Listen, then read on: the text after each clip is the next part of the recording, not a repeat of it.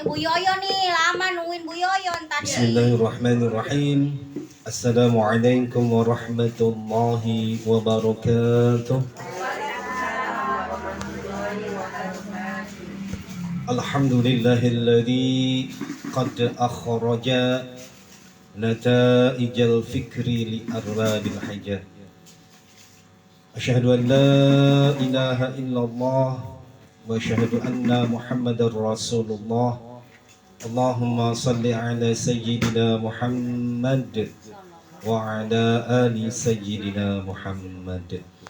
Puji dan syukur marilah kita panjatkan kepada Allah Rabbun Ghafur, karena sampai saat ini kita masih diberikan kesehatan, kesempatan panjang umur, sehingga pada kesempatan Rabu hari ini Allah Subhanahu wa taala masih menakdirkan kepada kita semua untuk berkumpul di sini. Semoga langkah ibu-ibu, perjuangan ibu-ibu Allah Subhanahu wa taala catatkan sebagai catatan amal kebajikan. Amin ya Allah ya Rabbal alamin. Rasanya nggak usah nanya lagi apa kabar ya sama ibu-ibu, orang dari pagi ketemu,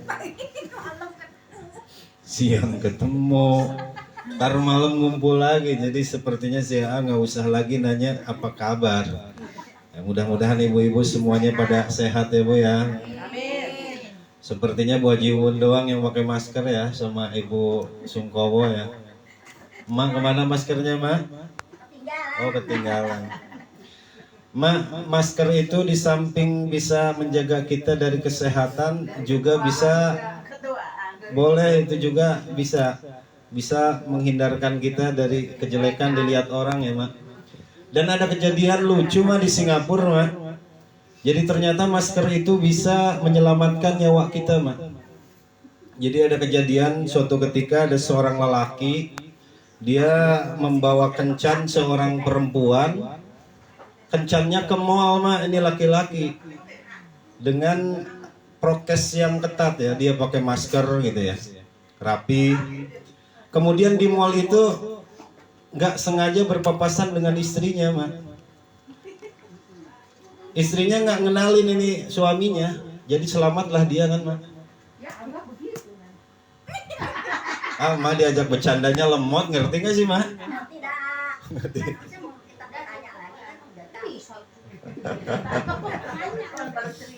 Iya emang. Iya gitu mah. Jadi ada laki-laki bawa jalan ceweknya ke mall pakai masker, pas di mall berpapasan dengan istrinya. Untung dia pakai masker, jadi selamatlah nyawa dia kan mah.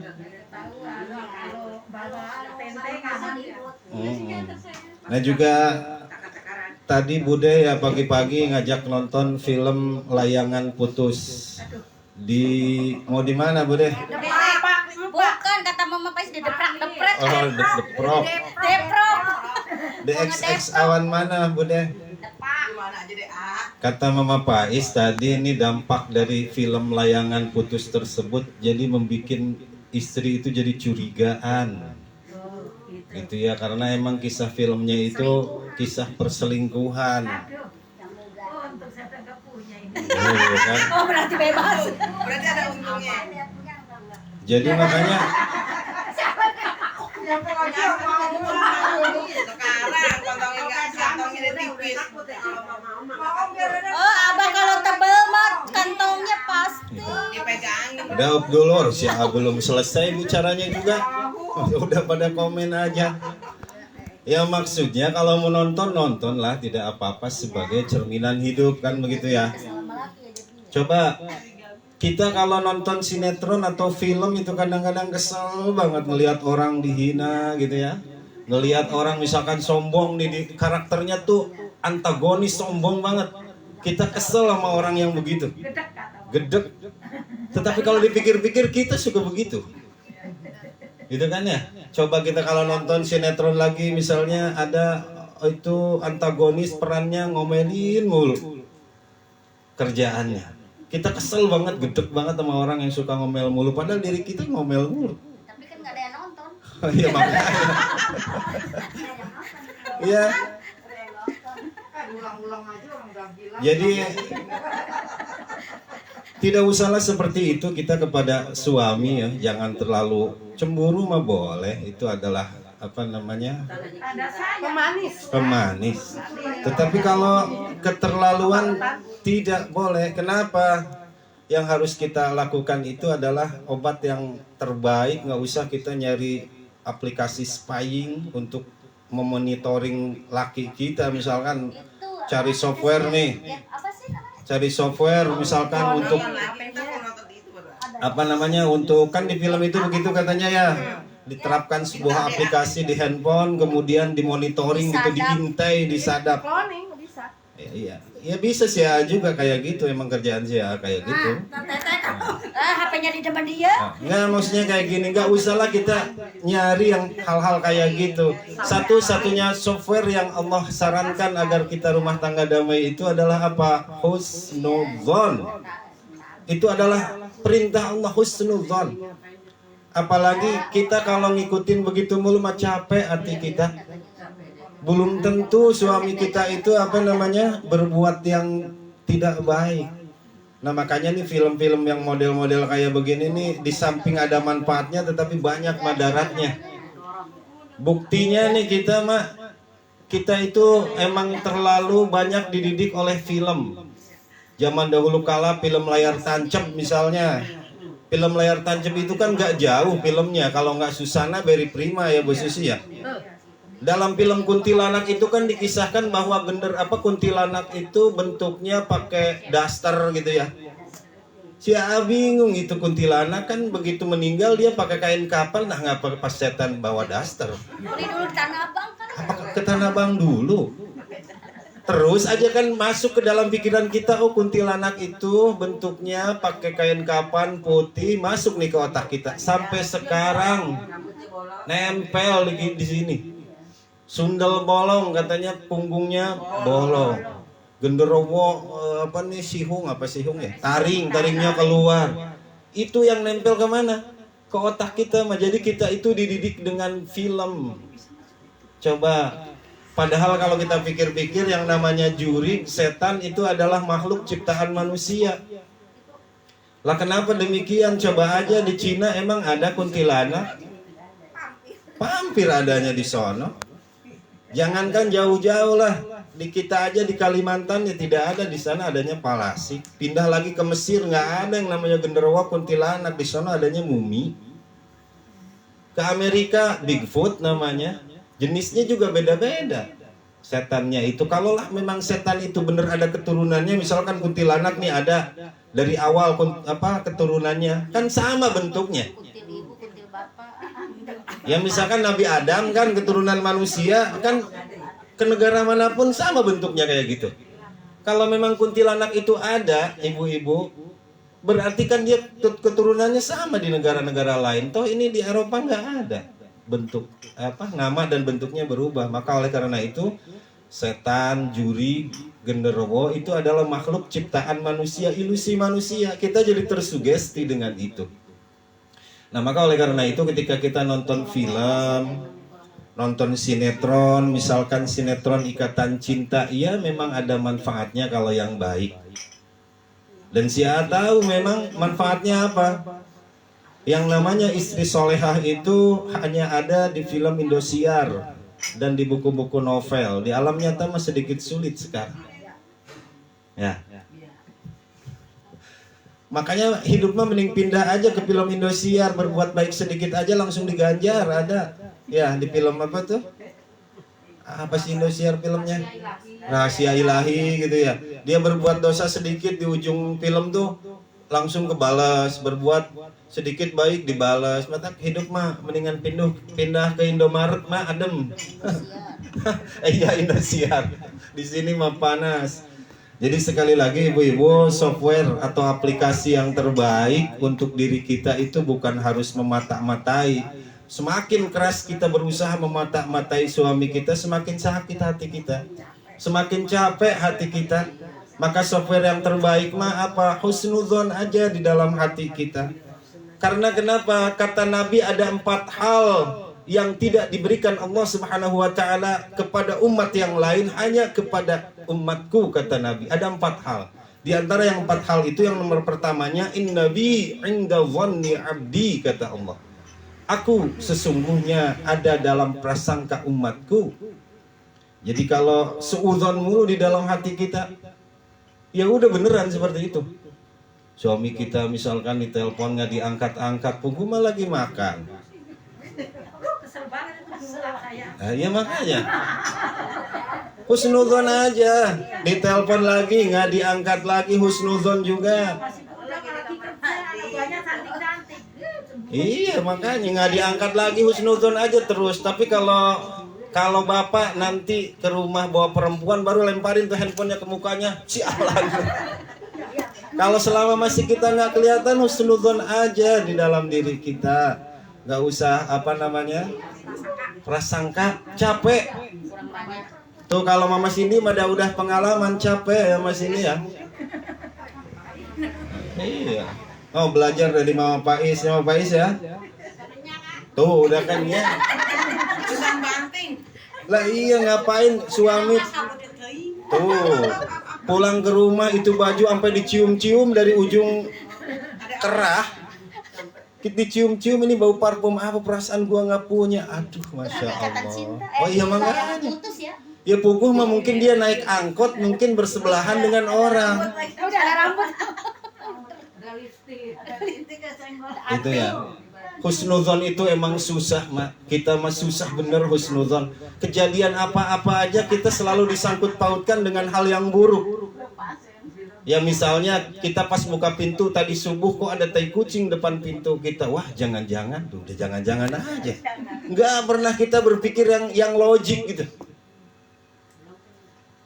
Terus pas kita ingat tadi malam, ya Allah, tadi gua malam mimpi ada ular belang. Wah, ini mah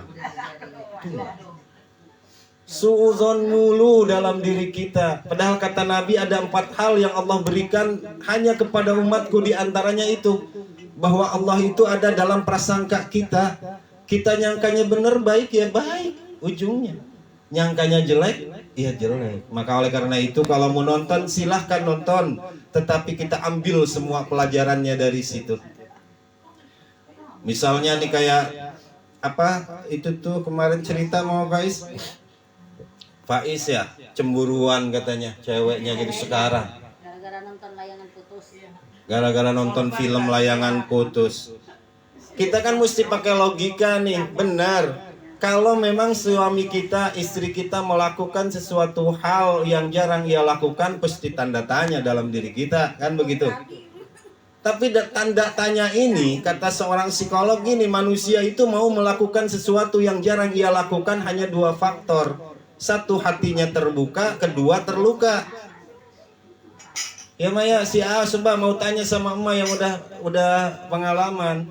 Manusia mau melakukan sesuatu yang jarang ia lakukan hanya 2 hal faktornya, alasannya. 1, hatinya terluka, 2, hatinya terbuka. Mana yang hatinya terbuka? Misalkan nih Mama Cindy, jarang-jarang Mama Cindy itu ngosrek WC. Itu tuh 2 faktor. 1, hatinya terluka karena lagi kesel sama suaminya. Pelampiasan, kata teteh, mau udah sikat giginya gue pakai nyikat kloset, biarin dia pakai.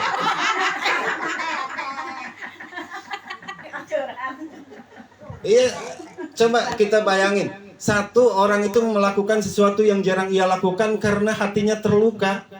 Kan perempuan mah begitu, perempuan kalau lagi normal ngangkat gas aja nggak kuat, tapi kalau lagi ngambek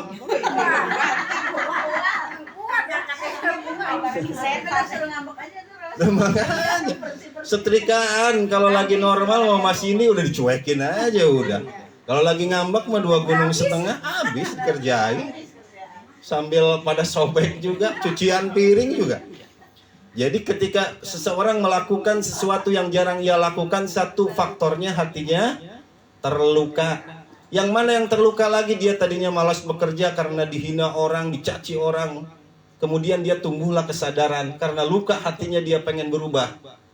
Ada lagi yang hebat mah yang mana? Yang karena hatinya terbuka. Misalnya nih emak habis ngaji ini nih pulang ke rumah, oh iya sih ya ngomongnya kayak gitu, gua mau kerjain. Terbuka hatinya.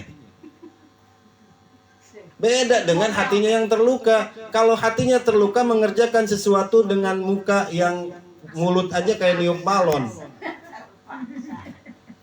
Kalau hatinya yang terbuka, insya Allah melakukannya dengan senang.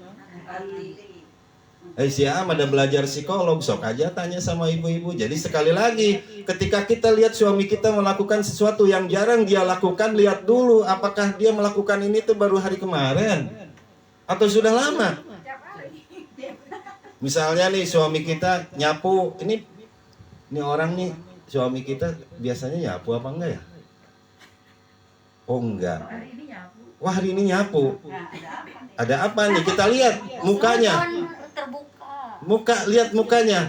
Kan tadi juga karena terluka, karena terbuka. Jangan lantas kita nyangka, wah ini ada maunya. Jangan lantas begitu. Kita lihat dulu, track recordnya kita lihat dulu. Jangan sampai misalkan suami kita dandan misalnya, jarang-jarang dia dandan, ya siapa tahu dia hatinya terbuka. Ya gitu ya nih urusan rumah tangga ya mohon maaf siapa paling muda di sini. Jadi mama tahan namanya. Ya enggak, emang rumah tangga mah walaupun udah tua juga dan nggak ada yang udah sempurna, nggak ada. Semuanya juga belajar. Ya marilah kita saling membenahi diri bahwa sekali lagi manusia itu melakukan sesuatu yang jarang ia lakukan, terluka atau terbuka. Dia jarang ngaji, kemudian tiba-tiba dia ngaji, kan tanda tanya hati kita.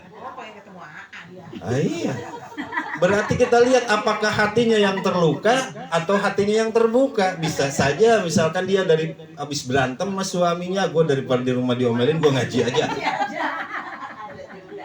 Ada yang begitu. Ya untuk ngaji. Oh, iya. Tapi kadang-kadang yang begitu suka jadi hidayah. Kadang-kadangnya awalnya dia mau ngaji tuh karena lagi berantem ya dari rumah sama suaminya, dia ngaji. Besok enak juga ngaji ya. Iya, tempatnya disediain pakai karpet, dengerin tinggal gratis dengerin, pulangnya dapat berkah. Besok gua ngaji lagi. Makan itu mah. Ya, beda lagi dengan hatinya yang terbuka. Ini yang kita harapkan. Kalau yang hatinya terbuka berarti hidayahnya mulai datang kepada kita. Cuman bedanya ketika dia melakukan sesuatu kerjaan yang ia lakukan dengan hati yang terbuka, ngerjainnya sambil senyum. Tapi kalau karena hatinya terluka, ngerjainnya sambil nggak usah ditanya, dah ibu-ibu memang begitu itu. Oh, mau.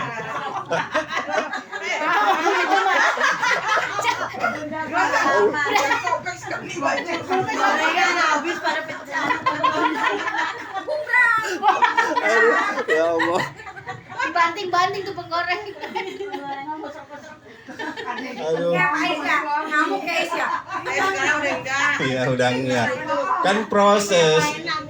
Kemarin juga kan proses seperti itu, kita menghidup. Ya, hidup mah proses. Ibu, ada tanda-tanda kesalihan ya bagi seorang perempuan, satu saja. Nggak usah tiga-tiganya, satu aja. Yang pertama, idza ra'aita sarratka. Ketika ibu-ibu dipandang oleh suaminya itu membahagiakan. Jangan sebaliknya. Kan hati manusia mah, kalau kita pengen tahu hati manusia, kita nggak usah lihat pusernya. Pengen tahu hatinya Bu Yoyon, ayo sih ngodek-ngodek puser Bu Yoyon, nggak gitu. Asal jangan dikodek di bawah pusat. Ya, iya. Berarti kalau kita pengen tahu hatinya dia, lihat apanya? Lihat mukanya. Bukan lihat bibir yang Bu Yoyo. Ya. Sama Rona. Iya. Lihat mukanya, kalau mukanya berseri-seri berarti hatinya itu lagi senang.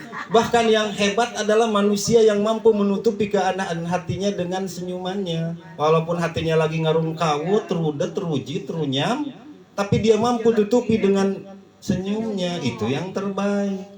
Cuman di sini godaan setan tuh berat banget kalau sama rumah tangga mah. Ya. Si A kan sering bilang, lihat Al-Baqarah 102, ma yufarriqu bainal mar'i wa jauzi. Sering kita baca ruqyah tuh. Pokoknya setan mah pengennya tuh sama kita pecah aja rumah tangga. Udah beda atuh kalau sama orang mah, kalau sama teman kita biasa bercanda, ngomong juga gimana gitu. Tapi kalau sama suami kok susah. Itu Bu, makanya memang di sini setan mah pinter banget lah ngegodanya. Biarin dia sholatnya lancar, biarin dia puasanya tamat, tapi awas gua goda rumah tangganya.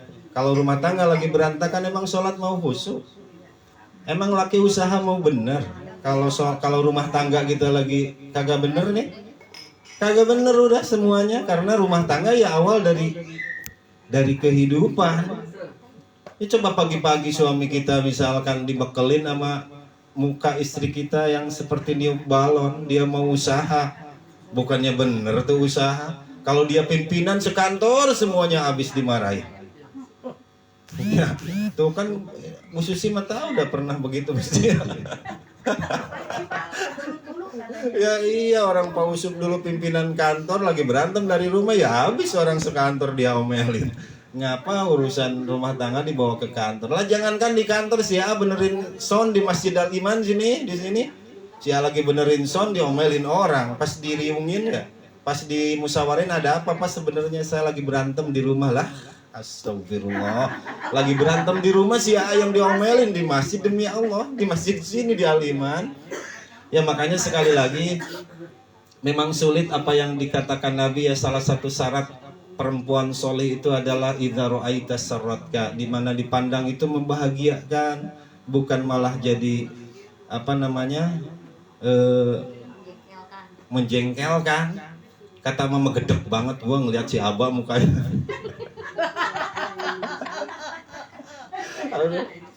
Astagfirullahaladzim. Udah ntar besok diterusin lagi. Emang bukan ini masalahnya Mama Pais saja sama Bude yang ngajak nonton layangan putus. Ya Allah ya Robbana. Tuh kan. Udah jangan nonton, pokoknya itu nyontohin yang aduh apa ya yang ya itu dia. Jadinya ngelihat apa-apa tuh jadi cemburu aja. Tapi dulu ada orang di rumah biasa aja. Iya. Tapi nggak taunya di belakang main kayak gitu. Oh gitu, ya banyak. Iya, kadang-kadang kita nggak mau cemburu bagaimana? Iya. Mau cemburu kita mesti ribut rumah tangga. Iya. Kalau sekarang sih saya Iya, sama ada, si saya Aris. ribut. Iya. Dulu begitu, ya ada. Ya sama Iya, Bu Bu. kayak si Aris. Lah ini mau diterusin jadi panjang ini mah. Kan ini mau ngaji nih kita merah. Begitu. Si Astagfirullahaladzim. Aris juga manis banget, lembut. Nah, iya. Sayang banget. Ayo sayang. Udah. Diam. Iya. Iya. Bener kata tadi Mama Pais, biarin putus juga, yang penting gua udah pernah naikin.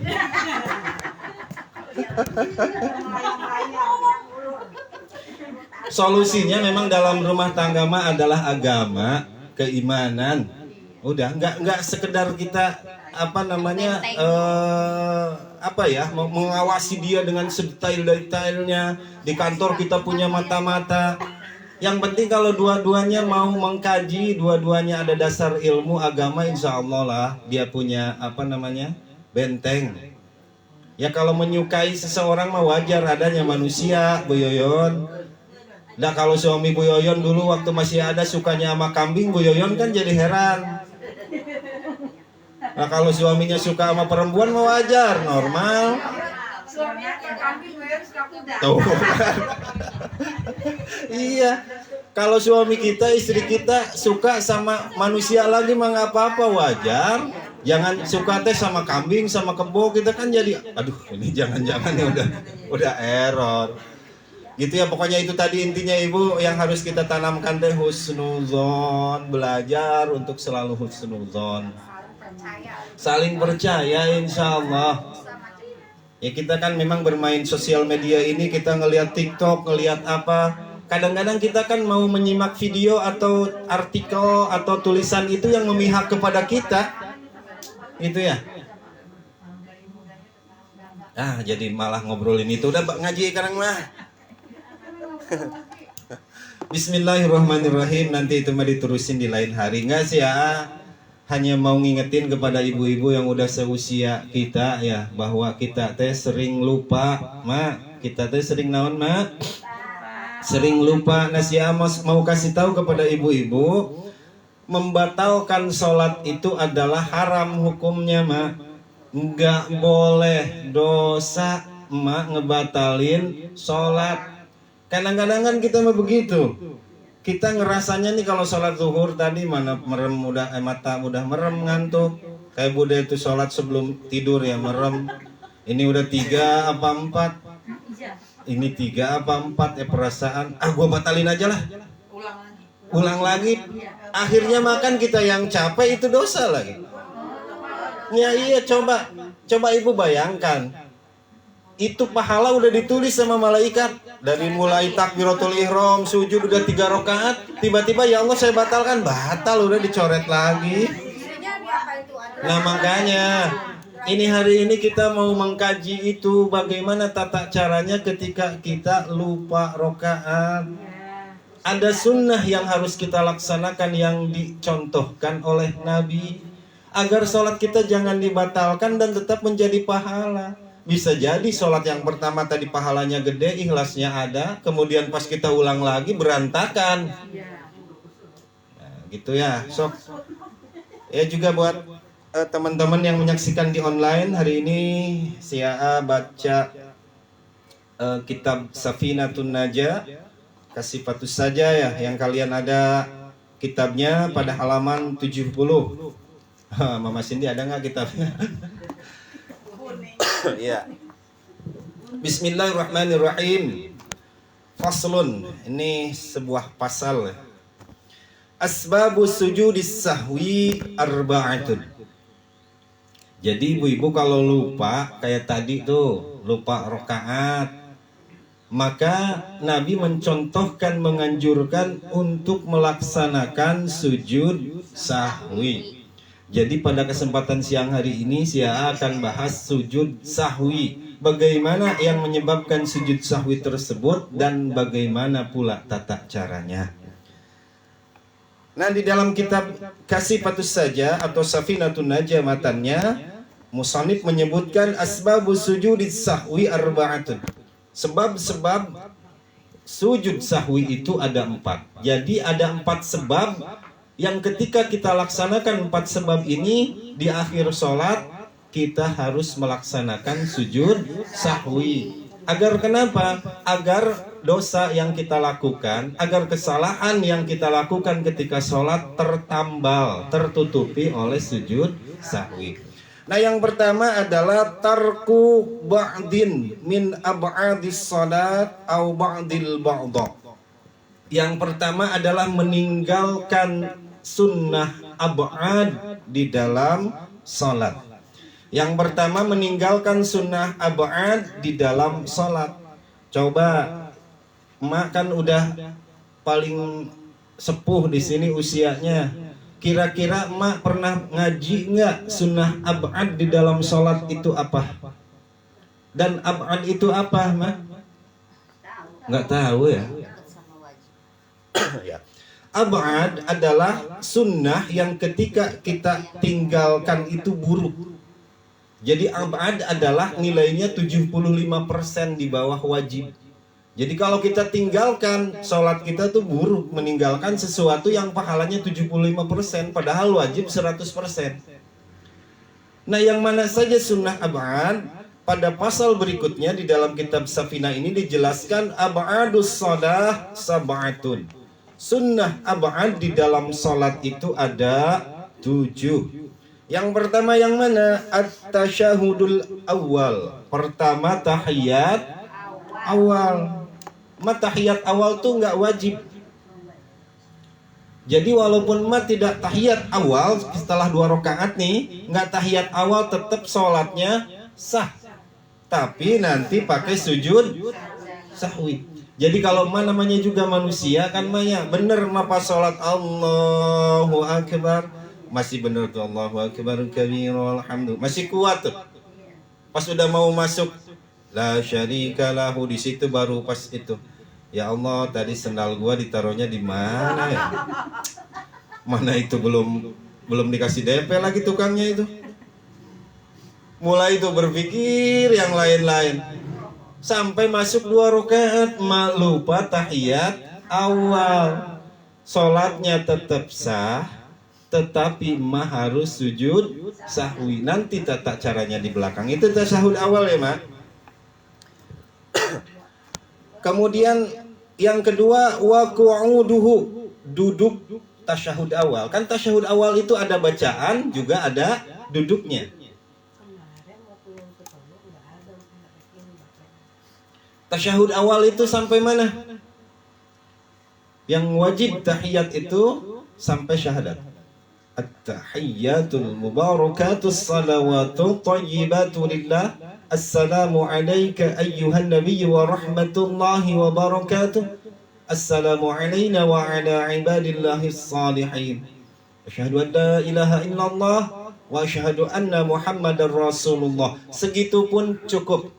Tetapi yang lebih afdal lagi baca salawat di situ. Allahumma shalli ala sayyidina Muhammad. Cukup sampai situ, Mak. Jadi tahiyat awal itu ibu-ibu cukup sampai Allahumma shalli ala sayyidina Muhammad. Itu tasyahud awal. Nah, Mak lupa itu. Duduknya lupa, baca tasyahudnya lupa. Maka itu harus dianjurkan pakai sujud sahwi. Itu yang kedua. Kemudian yang ketiga, wassalatu ala nabi sallallahu alaihi wasallam fihi. Kemudian melupa baca sholawat di tahiyat itu, cuman sampai asyhadu an la ilaha illallah wa asyhadu anna Muhammadar Rasulullah. Lupa baca sholawat. Itu sholawat masuk abadus sholat, masuk sunat abad. Malupa nih Allahumma shalli ala sayyidina Muhammad di tahiyat awal tuh lupa kayak gitu, Mak. Maka dianjurkan sujud sahwi. Wassalatu 'alal ali fit tasyahudil akhir. Kemudian sunnah abad yang selanjutnya adalah bersolawat kepada keluarganya Nabi pada tahiyat akhir. Kan yang wajib itu tahiyat tadi sampai syahadat. Asyhadu an la ilaha illallah wa asyhadu anna Muhammadar Rasulullah. Allahumma shalli ala sayyidina Muhammad. Itu abad salat, sunnah abad pada tahiyat awal. Kalau pada tahiyat akhir lupa membaca wa ala ali sayyidina Muhammad, lupa, maka harus sujud sahwi gitu ya, Mak. Maka jangan dikira sholawat ini adalah sesuatu sunnah yang mendekati wajib ketika sholat. Maka jangan lupakan, saking pikiran lagi bingung. Asyhadu an la ilaha illallah, asyhadu anna Muhammadar Rasulullah. Assalamualaikum warahmatullahi. Gua lupa tadi sujud sahwi, Mak. Apa gue ya? Kalau misalkan kita baca ini tanya awal tuh kelebihan gitu suka lebih gimana ngelamun kali ya? Ya. Gimana tuh ini hukumnya, Sa? Kalau kelebihan tidak apa-apa, paling sedikit Allahumma shalli ala sayyidina Muhammad. Kalau kelebihan mah tidak apa-apa. Ya, buat siapa aja lebihnya. Paling sedikit Allahumma shalli ala sayyidina Muhammad. Kalau sampai akhir wa min fitnatil masihid dajjal. Nah, ini kan tahiyat awal. Enggak apa-apa. Tidak apa-apa. Jarang kebablasan mah ya. Kurang mah iya, lebih mah jarang. Kemudian selanjutnya adalah yang keempat ya, yang kelima Pak, yang kelima wal qunut. Menurut Imam Syafi'i doa kunut. Makanya kudu hafal doa kunut. Tidak kita makan pakainya mazhab Imam Syafi'i. Harus pakai doa kunut. Gimana tuh caranya kita biar hafal doa kunut? Tempelin di tembok, di pintu kayak tempelin. Kenapa? Karena menurut mazhab Imam Syafi'i kunut itu adalah sunnah abad yang gak boleh ditinggalkan. Kalau ditinggalkan harus pakai sujud sahwi. Cing sok coba semuanya sok barengan. Bismillahirrahmanirrahim. Allahumma hdini fiman wa'afini. Bukan apa ayat itu tidak tuh. Wa tawallani wa barikni wa qini. Nah ibu, di dalam doa kunut itu ada dua unsur, dua bagian. Satu ada doa, kedua sana. Satu doa, kedua sana. Sana itu apa? Kita memuji Allah, doa meminta. Maka para ulama menyarankan ketika kita membaca doa di dalam doa kunut harus kencang bacanya. Dari mana awalnya? Allahumma hdini fiman hadait, kencang. Wa'afini fiman afait, kencang. Wa tawallani fiman tawallait. Wa barik li fima. Maknya tuh panjang, Mak. Jangan wa barik li fima a'tait, jangan gitu tuh. Masukin tajwidnya. Wa barik li fima a'tait. Wa qini bi rahmatika syarra ma qadait. Sampai situ kita kenceng. Baru masuk ke bacaan sana yang pelan. Pelan itu sana itu adalah pujian kepada Allah. Yang mana? Fa innaka taqdi wa la yuqda 'alaik. Fa innaka taqdi, ya Allah, engkau yang menakdirkan, wa la yuqda 'alaik, tidak ada yang menakdirkan kecuali engkau. Fa innaka taqdi wa la yuqda 'alaik wa innahu la yadhillu man walait. Tidak ada orang yang mampu menghinakan seseorang kalau engkau takdirkan mulia.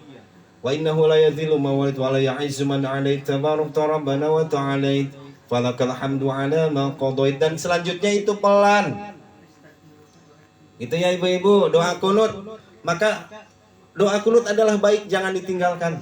Walau memang madhab lain mengatakan tidak disunnahkan. Tetapi karena kita di sini kebanyakan madhab Syafi'i, maka bacalah. Kalau kita mampu, insya Allah menambah kebaikan. Kemudian yang menyebabkan sujud sahwi yang terakhir adalah waqiyamuhu, dan berdiri dari membaca doa kunut tadi. Misalkan doa kunutnya enggak dibacanya itu enggak sambil berdiri, jadi membaca dan berdirinya kita tinggalkan, maka harus sujud sahwi. Kemudian selanjutnya wassalatu wassalamu ala nabi wa ala alihi wa sahbihi bihi. Dan sunnah ab'ad itu adalah membaca sholawat dan salam kepada Nabi dan juga keluarganya Nabi dan para sahabatnya Nabi di dalam doa kunut. Misalkan doa kunutnya cuma sampai waqini birahmatika syarra ma qadait, lupa sujud aja, maka harus sujud sahwi. Yang mana? Membaca sholawat kepada Nabi, keluarga dan para sahabat. Wa sallallahu ala khaira khalqihi. Kalau yang lengkap ya, sayyidan wa sallallahu ala khaira khalqihi. Salah. Wa sallallahu ala, kalau lupa ya kalau lagi gini. Falakal hamdu ala ma qadait wa nastaghfiruka minadh dhunubi wa natubu ilaik. Wa sallallahu ala Muhammad wa ala alihi wa sahbihi ajma'in. Itu yang itu, Mak. Kalau saya suka pakainya yang wa sallallahu ala nabiyil ummiyi wa ala alihi wa sahbihi ajma'in. Yang mana aja bacaannya. Yang penting di akhir doa kunut itu kan membaca salawat. Wa sallallahu ala sayyidina Muhammadin wa ala alihi wa sahbihi ajma'in atau wassalam, silahkan. Itu adalah salawat kepada Nabi, keluarga dan para sahabat. Kalau lupa itu, maka menurut mazhab Imam Syafi'i harus sujud sahwi. Mana laginya ini teh? Itu sunnah ab'ad ya, Maya. Jadi sunnah ab'ad itu adalah yang pertama tadi tasahud awal, kemudian duduk ketika tasahud awal, membaca sholawat kepada Nabi ketika tasahud awal, membaca sholawat kepada keluarga Nabi ketika tasahud akhir, doa kunut, berdiri ketika kunut, kemudian membaca sholawat, salam kepada Nabi, keluarga Nabi, dan para sahabat Nabi. Itu yang termasuk sunnah ab'ad. Kalau ibu-ibu lupa melakukan yang tadi saya sebutkan, maka harus sujud sahwi. Nah, kemudian sebab yang kedua adalah ats-tsani fi'lu ma yubtilu amduhu wa la yubtilu sahwuhu idza fa'lahu nasiyan. Yang kedua yang menyebabkan sujud sahwi itu adalah ketika kita berbuat sesuatu yang membatalkan sholat ketika disengaja, dan tidak membatalkan sholat ketika tidak disengaja. Yang mana contohnya? Misalkan kita berbicara sedikit, lupa. Kalau lupa makan tidak batal, tapi kalau kita sengaja itu batal. Melangkah, kalau kita lupa melangkah tidak batal, tapi kalau disengaja itu batal. Gitu ya. Misalnya kita melakukan itu tuh, kita melakukan misalnya sesuatu perbuatan yang ketika kita sengaja batal dan tidak sengaja tidak batal. Misalnya ibu-ibu menambah rokaat gitu ya, menambah rokaat. Kalau disengaja kan batal menambah rokaat.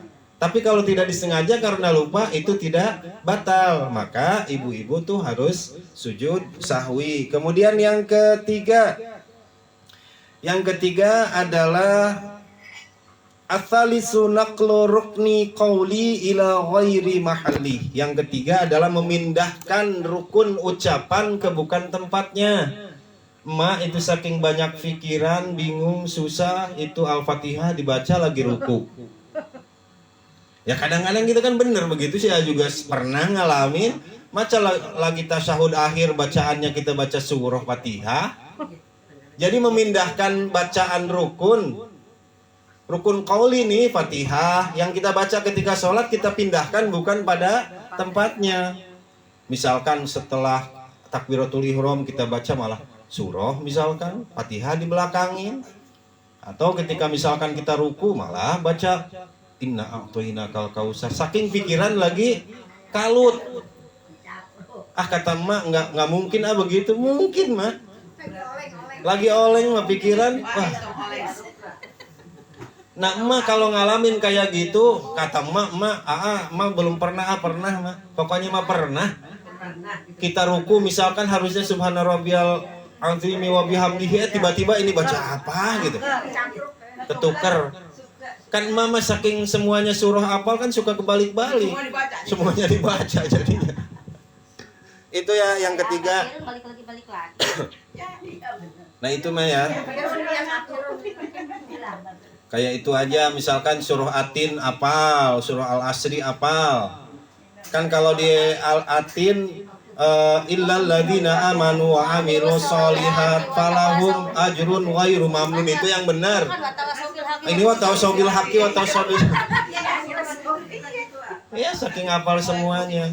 Jadi sekali lagi intinya ketika kita keliru membaca bukan pada tempatnya. Harusnya ruku itu baca tasbih, ini baca apa? Maka di akhir harus sujud sahwi karena sholat kita udah rusak begitu teh. Kemudian yang keempat adalah dulu mata sia ya subhanallah udah tua ini. Ar-rabi'u iqa'u rukni fi'li ma'ahtimaliz ziyadah. Nah ini kerjaan Bu Yoyon nih. Yang keempat adalah melakukan perbuatan menambah rukun. Ya semuanya nggak Bu Yoyon aja sih. Ya cuma sia ngecengin aja Bu Yoyon. Ya kayak tadi karena Bu Yoyon sering banyak curhat sama Sia suka Bu Yoyon suka lupa ini 3 apa 4. 3 apa 4? 2 apa 1? Nah berarti kan kita nih pas ketika ingat ya Allah ini 4 apa 3 ya, 4 apa 3 ya. Terus jangan dibatalin, ambil yang lebih sedikit. Kenapa? Enggak, ambil yang lebih sedikit. Kita ragunya antara 3, 4, maka ambil yang 3. Ragunya antara 2 dan 1, ambil 1. Nanti di akhir ditambal dengan sujud sahwi. Karena walau bagaimanapun juga kita udah lalai di dalam sholat. Baik kurang atau lebih. Nah itu ibu-ibu yang menyebabkan sujud sahwi. Nah kemudian sekarang masuk ke tata caranya. Tata cara sujud sahwi itu ada dua macam. Ada dilaksanakan sebelum salam, ada dilaksanakan setelah salam. Kata ibu-ibu bingung, udah pokoknya ibu-ibu laksanakan aja. Kalau ingetnya misalkan tadi selagi masih sholat, laksanakan sebelum salam. Tapi pas begitu misalkan assalamualaikum warahmatullahi, terus astagfirullahaladzim sambil ngelamun lah, kok perasaan tadi emak nggak tahiyat awal ya, suka gitu ya. Nah maka kalau jedanya sudah nggak terlalu lama, 5 menit misalnya jedanya, maka langsung laksanakan sujud sahwi harita keneh boleh. Tapi kalau udah sejam 2 jam udah sujud sahwi udah gugur. Berarti itu termasuk wailul lil musallin. Celakalah untuk orang yang sholat. Alladzina hum an sholatihim, orang yang di dalam sholatnya lelewodeh ya mah, lalawora. Cek orang Sunda mah yang di dalam sholatnya itu kita lalai di dalam sholatnya. Nah sekarang kita masuk ke tata caranya. Jadi kita mah pokoknya kalau ingetnya misalkan tadi kan ragu tuh antara 2, 3 apa 4. Nah berarti laksanakan sebelum salam. Biar kita ingat aja lah sebelum salam.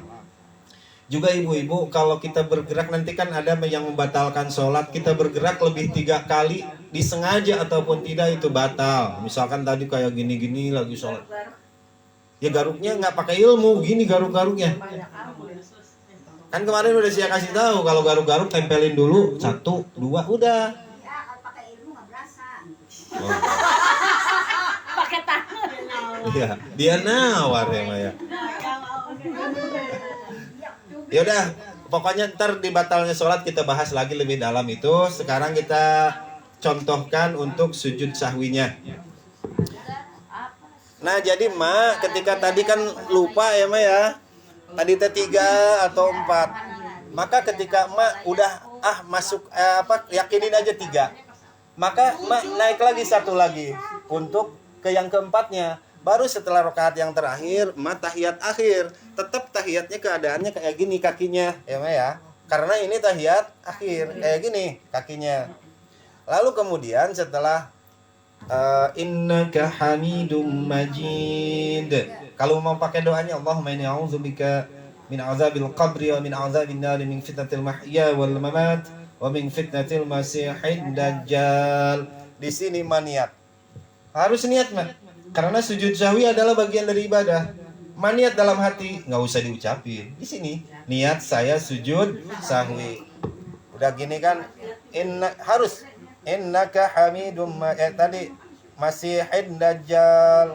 Allah pakai takbir, disunahkan pakai takbir Allahu akbar. Kita sujud seperti biasa, bacaannya ada 2. Yang pertama subhana man la yanamu wala, nih benerin ya bacaannya, subhana man la yanamu wala yashhu. Artinya subhana, maha suci engkau, la yanamu yang enggak pernah tidur, wala yashhu dan enggak pernah lupa. Berarti sholat sujud sahwi ini karena 2 akibat aja. Yang pertama karena tidur. Karena apa? Ngantuk. Boleh jadi Mama Cindy sholat subuh kan masih agak ngantuk gitu kan ya. Si A juga sering itu tadi musola kalau gitu Allahu akbar bismillahirrahmanirrahim hilang gitu. Bener. Kalau kurang-kurang konsentrasi suka begitu. Berarti sujud sahwi itu karena ngantuk, walayashu dan karena lupa. Lupa itu kan berbagai macam problematika hidup kita ya. Kadang-kadang kita kan karena kebanyakan pikiran dan problematika hidup jadi aja lupa, nggak konsentrasi. Coba ibu bacaannya 3 kali dibacanya ya. Sekali juga sebenarnya nggak apa-apa, tapi kita mengambil yang agak afdol aja 3 kali lah. Sok sia contohkan subhana man la yanamu wa la yashu. Ayo.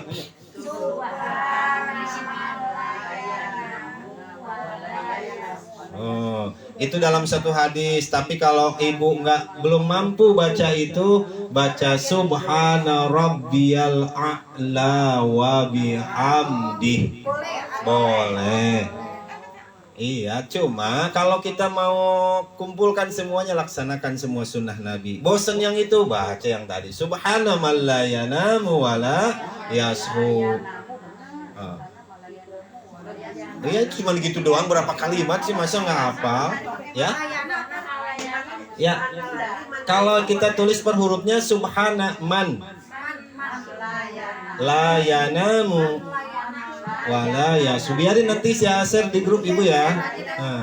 Nanti saya share di grup. Nah, kalau kita belum hafal yang itu boleh yang tadi subhana rabbiyal a'la wa bihamdihi, subhana rabbiyal a'la wa bihamdihi, subhana rabbiyal a'la wa bihamdihi. Lalu setelah itu ibu duduk di antara dua sujud. Tadi kan sujud udah subhana rabbiyal a'la wa bihamdihi atau subhana man la yanamu wa la yashu, duduk di antara dua sujud, enggak baca apa-apa di sini. Duduk aja, tetapi harus tumaninah. Ukuran tumaninah itu adalah sekali membaca tadi subhana rabbiyal a'la wa bihamdi. Itu segitu tumaninahnya. Lalu setelah itu sujud lagi. Baca lagi tadi yang tadi subhana rabbiyal a'la wa bihamdi. Subhana rabbiyal a'la wa bihamdihi, subhana rabbiyal a'la wa bihamdihi. Atau kalau udah hafal subhana man la yanamu wa la yashu, subhana man la yanamu wa la yashu, subhana man la yanamu wa la yashu. Setelah itu kita bangun, kemudian kakinya seperti ini lagi. Seperti apa? Seperti tahiyat lagi. Baru setelah itu kasih jeda sedikit, nggak usah ngulang tahiyat. Langsung assalamualaikum warahmatullah. Ya ibu-ibu kalau ucap salam teh biar habis dulu kalimatnya, jangan assalamualaikum warahmatullah. Jangan dibarengin sama salamnya. Kalau mengucap salam mah wajib, kalau menolehnya sunnah. Jadi assalamualaikum warahmatullah. Assalamualaikum warahmatullah. Ini mau dibarengin. Assalamualaikum warahmatullah. Gitu ya ibu-ibu, biar apa? Biar sholat kita tertib, nggak apa namanya, nggak gerasah gerusuk. Lihat aja kalau lagi jadi imam, assalamualaikum warahmatullah. Gitu, assalamualaikum warahmatullah. Ini assalamualaikum.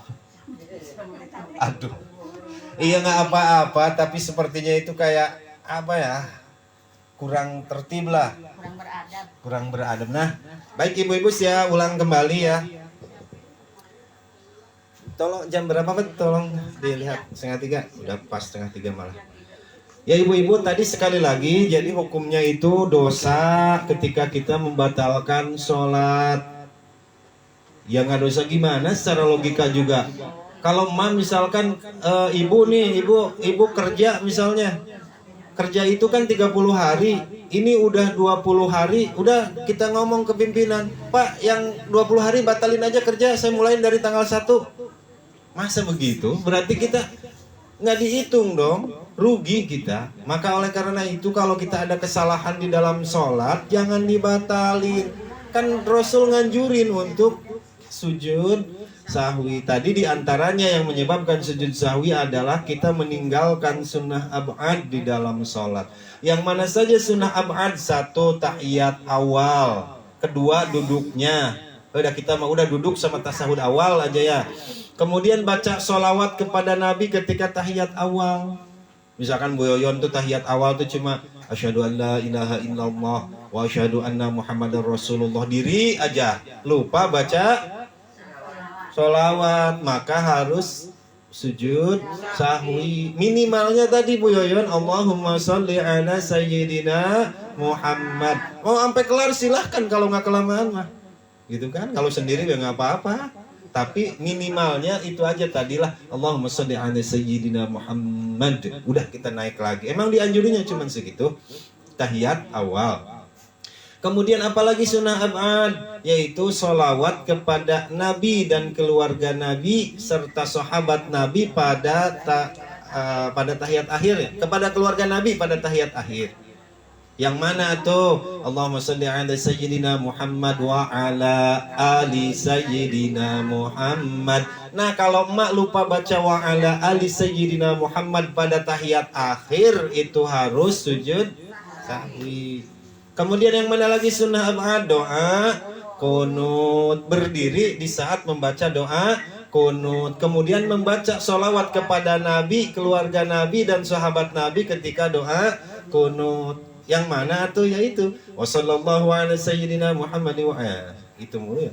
Wassallallahu ala sayyidina Muhammad wa ala alihi wa sahbihi wasallam. Tuh yang itu. Sekali lagi saya ulang, yang pertama meninggalkan satu bagian atau semuanya dari sunnah ab'ad. Yang mana tuh meninggalkan teh? Misalkan sunnah ab'ad itu kan tadi baca doa kunut. Emak cuman baca doa kunutnya cuman sampai Allahumma adini fiman hadait wa afini fiman afait. Allahu akbar. Itu teh menurut Imam Syafi'i mah kudu sujud sahwi karena meninggalkan sebagian atau semuanya. Kecuali kalau memang kita belum hafal, maka tempelin lah di itu. Ntar saya tulisin lah, tempelin di apa di tembok gitu. Nah, baik ibu-ibu jemaah yang insya Allah dimuliakan Allah Subhanahu wa Ta'ala, mungkin nggak usah dipraktekkan lagi ya untuk sujud sahwinya. Yang penting ketika kita yang terutama mah kita mah kalau semua bacaan mah jarang ketinggalan, itu lupa rokaat. Yang sering mah kita lupa rokaat. Ya, kadang juga kita misalkan ada yang bersin, haji, kita baca yarhamukallah. Itu sujud sahwi harusnya. Ya, harus sujud sahwi, kecuali kalau jawab salam itu wajib ketika sholat. Bagaimana caranya? Dengan cara menganggukkan kepala atau menggerakkan ujung jari. Misalkan ada yang salam di luar, assalamualaikum, kita lagi sholat, nggak usah dikerasin bacaan kita. Allahu akbar kabira walhamdulillah, nggak usah gitu. Kalau ada yang salam dari luar, kita gerakan tangan kita sebagai jawab salam. Atau ketika lagi sujud kita balikkan telapak tangan kita. Itu sebagai Allah nilai itu seperti jawab salam ketika dalam keadaan normal. Kalau kita lagi kalau kita jawab salam lagi sholat, kita menjawabnya gitu. Itu dinilai sama Allah sama dengan menjawab salam ketika sedang keadaan tidak sholat.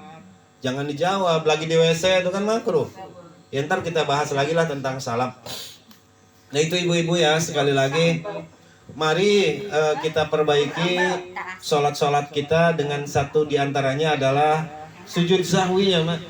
Tapi setelah ini gue biar lupa, nanti biar praktek sujud sahwi, jangan, Mak, ya. Ntar aja ketika kita lupa, lalai gitu ya. Misalkan tiba-tiba kita menoleh aja begitu. Atau kalau dongak ke atas sih makruh ya, dongak ke atas makruh. Kalau tanpa alasan tuh makruh ketika sholat. Kemudian juga ketika kita lupa rokaat itulah yang terutama mah, maka itu ya itu tuh harus di akhir pakai sujud sahwi. Kalau sholat sunat sama, untuk sunnah dan yang wajib sama, kecuali kata para ulama di dalam kitab Safinah ini untuk takbir dan salam itu nggak bisa pakai sujud sahwi. Karena takbir harus dilakukan sambil berdiri, salam sambil duduk. Masa orang lupa ya sama salam? Itu nggak bisa pakai sujud sahwi kalau itu. Nah baik, nanti dibahas lagi. Saya lupa tadi belum berdoa ya ibu-ibu. Mari kita berdoa kepada Allah Subhanahu Wa Taala. Bil khusus untuk orang tua kita, semoga orang tua kita yang masih hidup Allah Subhanahu wa Ta'ala panjangkan usianya, sehatkan jiwa raganya. Semoga Allah Subhanahu wa Ta'ala mudahkan, lancarkan di dalam setiap urusannya, baik urusan dunia terlebih lagi urusan akhirat. Dan apabila orang tua kita sudah meninggal dunia, semoga Allah Subhanahu wa Ta'ala ampuni segala dosa-dosanya, diterima kemudian dilipat gandakan dari segala amal kebajikannya, dan semoga Allah Subhanahu wa Ta'ala menempatkannya di tempat yang semulia-mulianya. Oleh karena itu mari kita ingatkan di dalam hati kita, bayangkan wajahnya orang tua kita, suami kita, kerabat, tetangga, sahabat, anak kita yang telah terlebih dahulu meninggalkan kita. Semoga Allah Subhanahu wa Ta'ala mengampuni semua dosa-dosanya. Kemudian juga untuk kita yang dapat hadir di sini dan juga yang menyaksikan di jejaring sosial, semoga Allah Subhanahu wa Ta'ala selalu memberikan kepada kita iman Islam yang sempurna. Semoga kita selalu disehatkan jiwa raga kita, dimudahkan, dilancarkan dalam setiap urusan kita, baik urusan dunia terlebih lagi urusan akhirat. Semoga rumah tangga yang sedang kita jalani masing-masing Allah Subhanahu wa taala jadikan rumah tangga kita sakinah, mawaddah warahmah. Anak cucu keturunan kita pun juga semoga Allah Subhanahu wa taala jadikan anak-anak yang salih dan juga salihah. Yang sedang sakit biar cepat sehat, dikembalikan kepada keadaan yang semula. Yang sedang bingung, susah, duka, nestapa, banyak utang, banyak kebutuhan, semoga Allah Subhanahu wa taala cepat berikan jalan keluar yang terbaik. Nas'alukal ijabah al-Fatihah. A'udzu billahi minasyaitonir rajim. Bismillahirrahmanirrahim. Alhamdulillahirabbil alamin arrahmanir rahim maliki yaumiddin. Iyyaka na'budu wa iyyaka nasta'in. Ihdinas siratal mustaqim. Siratal ladzina an'amta 'alaihim ghairil maghdubi 'alaihim waladdallin. Rabbighfir lana amin.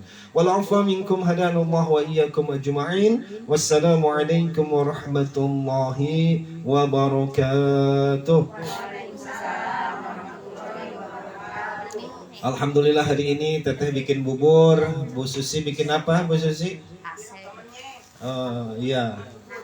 Kalau lupa pakai garam nggak usah pakai sujud sahwi ya. Tuh kan.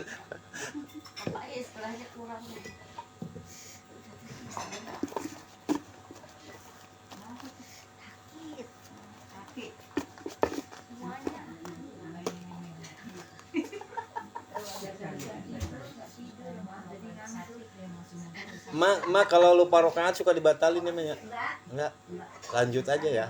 Teteh mah sholat sunat juga suka lupa malah serakaat. Oh. Tapi nggak pernah Iya. sujud sahwi. Oh, tapi nggak pernah sujud sahwi.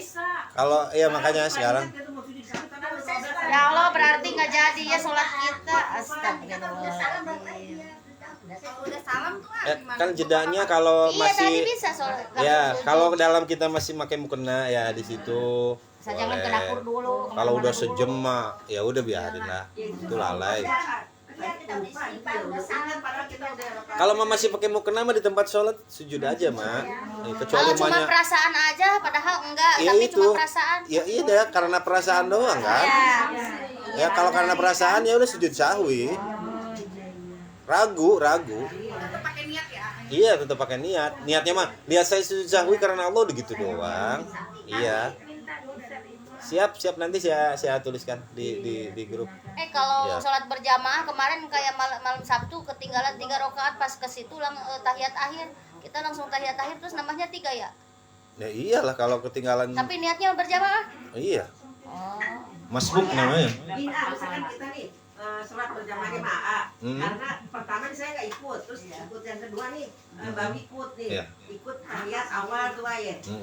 Kita ikut baca juga kan Baca. Nah, terus jadi kalau misalkan kita Masbuk, terakhir nanti, jadi berarti 3 kali tahiyat ya. Kalau maghrib yang 3. Iya. Kalau maghrib mah ikut di mana aja kita masbuk pasti 3. Tapi kalau Isya enggak. Kan Bu Yoyon 2 kan? Bu Yoyon begitu masuk misalkan nih Bu Yoyon ke musola, si AA itu udah lagi ruku, ikut aja di ruku. Kalau masbuk itu kan aturannya kalau kita ketinggalan 2 rukun maka tidak termasuk kita 1 rakaat. Jadi kalau si Bu Yoyon ke musola, si AA lagi ruku. Bu Yoyon sempat ruku, itu Bu Yoyon masuk 1 rakaat. Kalau begitu kita itu dong. Kalau itu nambah rakaat usoli dulu nggak tuh? Ya usoli lah. Kan tapi nggak baca Fatihah ya. Enggak, bismillah doang mah. Bismillahirrahmanirrahim langsung ruku. Tergantung imamnya. Ya. Gitu mak. Mungkin AA jadi berdiri dulu. Enggak usah. Tetapi kalau misalnya kitanya si AA ya, imamnya udah itidal, maka tidak mendapatkan 1 rakaat Bu Yoyonnya kalau udah itidal. Paham nggak Bu Yoyon? Tetapi Bu Yoyon mendapatkan berjamaahnya walau nggak dapat rakaatnya. Paham Bu Yoyon? Misalkan nih si AA tuh rakaat yang ketiga, Bu Yoyon datang ke situ si AA udah itidal, jangan nungguin nanti si AA berdiri habis sujud. Ikut aja gerakannya tapi nggak terhitung rakaatnya. Kalau Nambahnya 3. Nambah 3. Nah, berarti kan nanti nambah 3 benar Bu Yoyon ya. Nambah 3, nanti Bu Yoyon tahiyat awal. Nambah lagi 2 rakaat lagi tahiyat akhir. Gimana Bu Yoyon aja. Ingat tadi ikut sama si AA itu berapa rakaat. Kalau ikutnya 1 rakaat berarti nanti 1 rakaat lagi tahiyat awal. Oh, jadi nggak Bismillah aja mak. Itu Karena mah niat ya, niatnya Ya. berjamaah. Ya kan kita udah masuk ini ya. ya, karena kan dalam sebuah hadis disebutkan bacaan imam untuk makmumnya. Mak sebenarnya kalau sholat berjamaah mak enak yang jahar ya, maghrib, isya, subuh. Mak nggak baca apa-apa aja mak plus nggak baca apa-apa. Itu Tapi jangan ngelamun. itu udah termasuk berjamaah mak nggak baca apa-apa nih Fatihah nggak apa-apa nggak mak cuma ruku sujud itu sholatnya sah mak karena sholat mak udah dijamin sama imamnya maka imam di sini tuh berat tanggung jawabnya mak kalau kata si A dikasih misalkan sekali sholat 100.000 nggak mau si A mah kalau diupain mah tapi si A mah kalau mau dihargain satu kali sholat pengennya 10 juta si A mah. Kenapa tanggung jawabnya berat? Si A batal semuanya batal. Maka si A nggak mau ngehargain. Jadi kalau ada orang misalkan saya bayar si A imaman di sholat 300.000 lah si A nggak ngehargain. Kalau si A hargain sekali sholat 10 juta kali sebulan berapa? Si A mah nggak ngehargain. Kalau bilangnya misalkan ini si A ngasih ketua DKM ngasih sodakoh buat si A. Kalau sodakoh mah si A terima, namanya juga sodakoh berapa aja si A terima. Tapi kalau bayar si A nggak hargain 300.000 sebulan. Itu si A kali aja 10 juta. Tanggung jawabnya berat mah. Di akhirat ya. Ada lagi nih. Ya. Kenapa kok kalau sholat zuhur sama asar imamnya nggak bersuara gitu? Emang baru tahu. Iya udah tahu. Oh. Kenapa? Si A mau balik tanya sama Bu Yoyon kalau gitu. Kenapa ketika kita sholat zuhur kan lagi lelah badan kita habis capek 4 rakaat. Tapi kita habis tidur segar 2 rakaat. Subuh. Ngerti nggak pertanyaannya? Ini boro-boro jawabnya pertanyaan aja nggak ngerti. Zuhur berapa rakaat Bu Yoyon? 4 kan Bu Yoyon teh habis capek kerja zuhur teh bukan? Harusnya kalau habis capek kerja mah jangan 4 rakaat, harusnya berapa? 2 rakaat. Tapi kalau subuh kan habis tidur kita seger, harusnya berapa rakaat sholat subuh? 5 bingung aja salah jadinya. Ya udah sih ya jawab aja Bu Yoyon ya. Kenapa demikian? Karena kan kalau zuhur, asar itu kan sholat siang ya Bu Yoyon. Betul, itu salah satu hikmahnya. Beda lagi dengan siang juga kan ada yang dinada yang pakai jahar, sholat Jumat, Idul Adha, Idul Fitri, Istisqa, sholat gerhana bisa pakai jahar. Ini udah aturannya dari Allah, kita ikutin aja nggak usah pakai protes ya, gitu.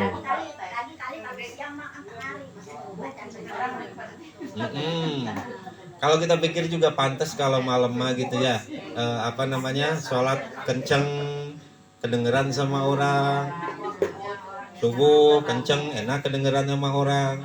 Ini mah udah sholat subuh misalnya harus kita bacanya pelan-pelan atau orang tambah tidur berenang gitu. Makanya sih kan sekarang sholat suka masukin aja speaker tapi si aset itu biar apa? Biar agak nyentuh aja ke hatinya gitu.